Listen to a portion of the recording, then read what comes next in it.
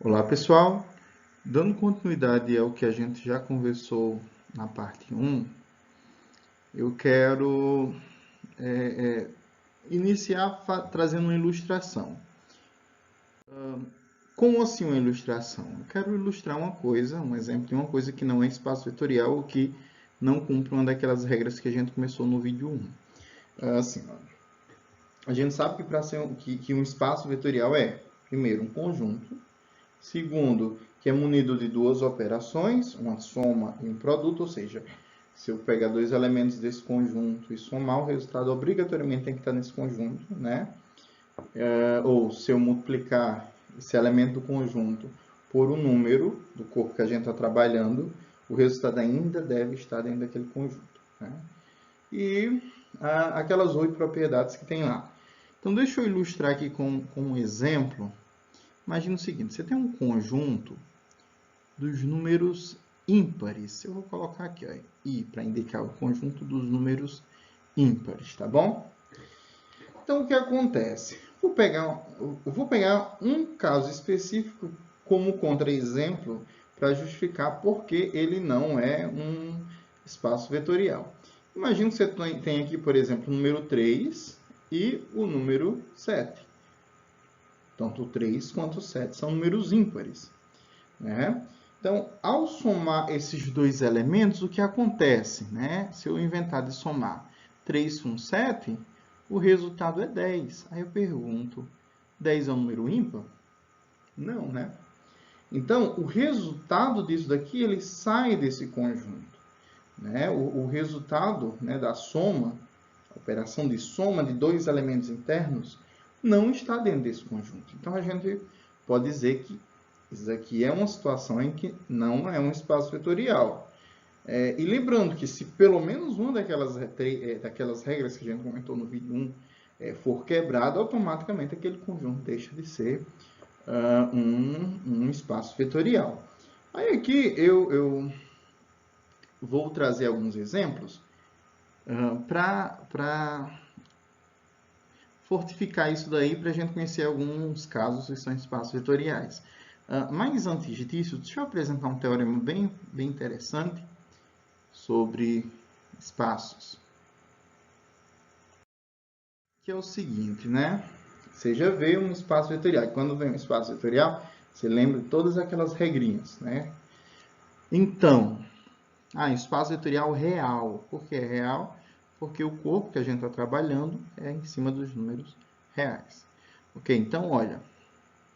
Primeiro, para todo alfa que pertence aos reais e para todo vetor nulo pertencente a espaço vetorial, então o produto de alfa com o vetor nulo resulta no vetor nulo. E como é que eu posso justificar isso?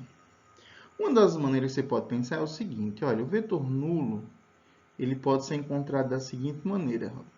V mais o oposto de V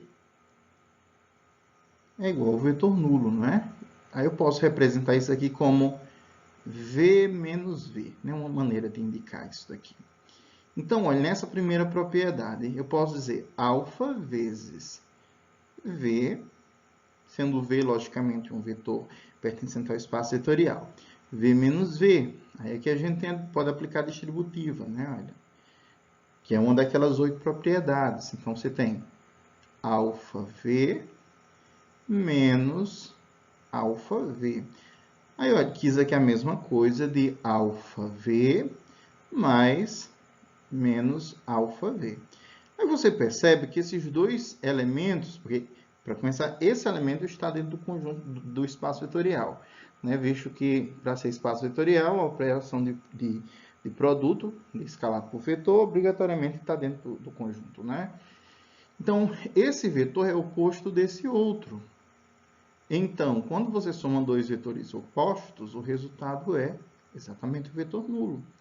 Então, pronto. Essa propriedade diz exatamente isso. Se você multiplica um número qualquer pelo vetor nulo, o resultado vai ser o vetor nulo, tá certo? Uma segunda propriedade, né, sobre os elementos do espaço vetorial é a seguinte. Para todo zero. Você tem o número zero, né? Só existe um, de fato. Ou então é para zero, pertencente aos reais. E para todo o pertencente ao meu espaço vetorial, então, se eu multiplicar zero por qualquer vetor, o resultado ele vai ser igual ao vetor nulo. Ele não é igual a um número zero, a menos que espaço vetorial seja um conjunto numérico, lógico. Mas aqui a gente está entendendo ele como um vetor, né? Então, o resultado vai ser o vetor nulo também. Essa segunda eu vou deixar para vocês tentarem demonstrar. Esse C diz o seguinte: se αU é igual ao vetor nulo, que logicamente o vetor nulo vai pertencer ao espaço vetorial, com α sendo um número e U sendo um vetor desse espaço vetorial, então, obrigatoriamente, ou α vai ser igual a zero, ou o vetor U vai ser o vetor nulo. Só existem essas duas possibilidades, tá certo? Ou os dois simultaneamente, né? Se você tiver zero vezes o vetor nulo, o resultado vai ser zero, lógico, né? E essa segunda aqui, essa terceira eu deixo também para vocês demonstrarem. E para finalizar, né, para todo α pertencente aos reais, para todo vetor U pertencente ao espaço vetorial, menos αU é igual a α menos U, que é igual a menos αU. Isso aí a gente já viu naquela última propriedade, né, na penúltima propriedade do vídeo anterior, né, que você poderia transitar com os elementos. Então, olha, como é que eu faço isso? Eu posso imaginar que esse menos 1 é um número, né? Aqui. Então, menos α é igual a menos 1 vezes α. Então, se você tiver menos α vezes U, então você tem menos 1 vezes α vezes U. Você pode comutar esses elementos. E como é que você faz isso? Você tem α vezes menos 1 vezes U. E você pode entrar nele, né? Assim, então, você tem α vezes menos 1 vezes U. E a gente viu nas propriedades que isso aqui é a mesma coisa de α vezes menos U, né? Então, ok. A gente já tem aí essa propriedade, tá bom? Ok. Então, sabendo disso, vamos resolver alguns exercícios. O primeiro exercício, né? Se eu tiver V igual ao conjunto dos números naturais, né?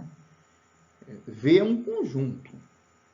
Eu quero verificar se é um espaço vetorial considerando as operações usuais de soma e produto sobre o corpo dos reais, né? Então, todas aquelas operações têm que ser válidas. Eu vou direto, mas vamos pensar um pouquinho, né? Se eu tenho números naturais, se eu somar qualquer número natural com outro natural, de fato, cai dentro do conjunto dos números naturais.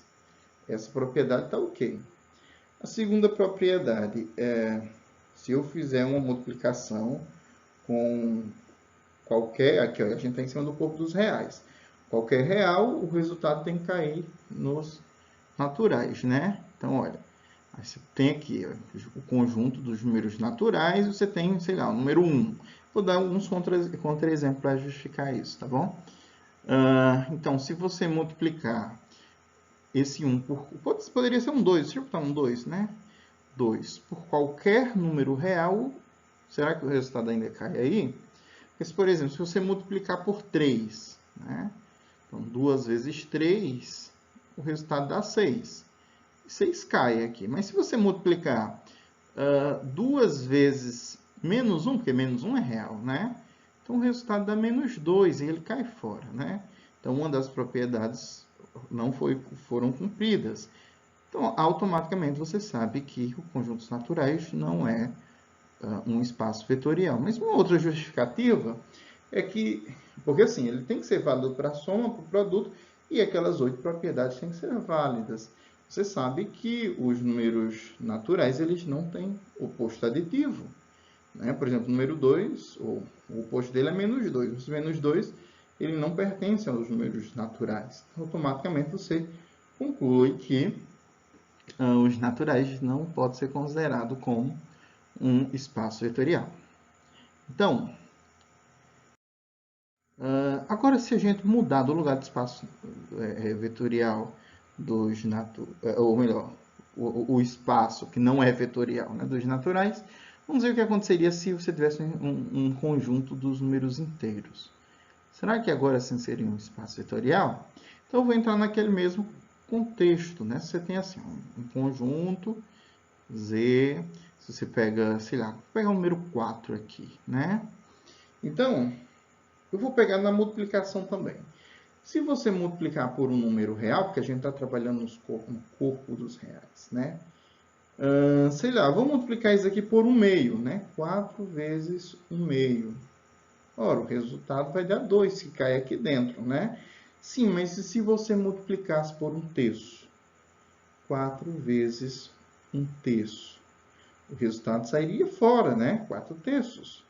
Então, automaticamente você conclui que o conjunto dos números inteiros não é um espaço vetorial, tá bom? Vamos continuar aqui. Se eu tivesse agora o conjunto dos números racionais, pelo mesmo argumento, né? Não vamos enrolar muito não, aqui, olha, você tem o conjunto dos números racionais, se você pegar um número, por exemplo, 3/4, né? Esse aqui é um elemento do conjunto dos números racionais. E se você multiplicar por um elemento dos reais, olha o que acontece. O resultado cai fora, né? Você, sei lá, vou multiplicar por π. Π é um número real, né? 3/4 de π. Caiu fora. Porque π é um número irracional e a gente sabe que o produto do número racional com o número irracional cai nos números irracionais, né? Ou a soma, enfim. Mas nesse caso, na propriedade que a gente está vendo multiplicação. Então, isso daí não é um espaço vetorial. Agora, e se o corpo que eu estiver trabalhando for dos números racionais, o que acontece? Aí, bom, vamos pensar, né? Se a soma de dois racionais continua sendo racional. Alguém pode dizer, mas professor, se eu tiver aqui, por exemplo, nos racionais, se eu tiver, por exemplo, nos racionais, pegar um elemento, por exemplo, 1/2, e pegar um elemento 3/2, né? E somar esses dois elementos, o resultado ainda cai dentro, né? Porque você sabe que aí vai dar 4/2, né? E 4/2 é a mesma coisa de 2. Esse número continua sendo racional? Sim, claro. Né? Você pode, número racional é todo aquele número que pode ser escrito como razão dois números inteiros. Né? 2 ele pode ser escrito como 4/2, ou você pode fazer na forma decimal periódica. Né? Por exemplo, 2 é igual a 1,9999 infinitamente, na realidade. Né? Professor, 2 não é aproximado a 1,999? Não. Eu, como exercício, só para brincar um pouquinho, eu sugiro que você tente transformar esse número aqui na parte de como fração, né? E veja o que acontece, tá bom? Ora, mas isso não é demonstração. Isso é só um exemplo ilustrativo, tá certo? Então, tem uma propriedade que diz o seguinte: todo corpo sobre ele mesmo é um espaço vetorial. Então, os racionais sobre eles, os reais sobre ele mesmo, né? Ou os complexos sobre ele mesmo é um espaço vetorial. Deixa eu dar se você multiplicar um racional por qualquer racional, o resultado vai ser racional também, né? Agora, e o conjunto dos números reais, ele é um espaço vetorial? Como é que eu posso ver isso? Sim, ele é um espaço vetorial. Deixa eu mostrar aqui, vamos ver. Vamos usar as propriedades, né? Eu não vou demonstrar todas, porque a gente não teria... ia perder muito tempo, mas eu vou comentando, né? Primeira coisa, né? Você tem aqui o conjunto dos números reais, eu tenho um elemento x, um elemento y, né? Se eu somar x mais y, eu sei que o resultado vai ser um número real também, né? E outra coisa, o fato dele ser corpo garante aquelas 8 propriedades, né? Mas isso é uma discussão de disciplinas posteriores, tá bom? Por enquanto, eu sugiro que pesquisem um pouquinho, ou não aceito o argumento de autoridade, tá certo? Mas dá uma pesquisada sobre isso, mas de todo modo, olha, vamos ver para a soma, né? A soma de dois elementos do conjunto dá um número que também pertence aos reais, né? E a gente sabe que nos reais é válida a operação comutativa, é válida a propriedade associativa, existe elemento neutro, tá certo? Então, aí já foram as da soma, né? Que é comutativa, associativa, existência do elemento neutro, e se eu somar qualquer elemento com o valor zero, na realidade, o vetor nulo existe, né? Que é o zero, que a gente conhece, o número zero, né? Se eu somar ele com qualquer outro elemento, o resultado vai ser ele mesmo. Aí existe a propriedade distributiva, né?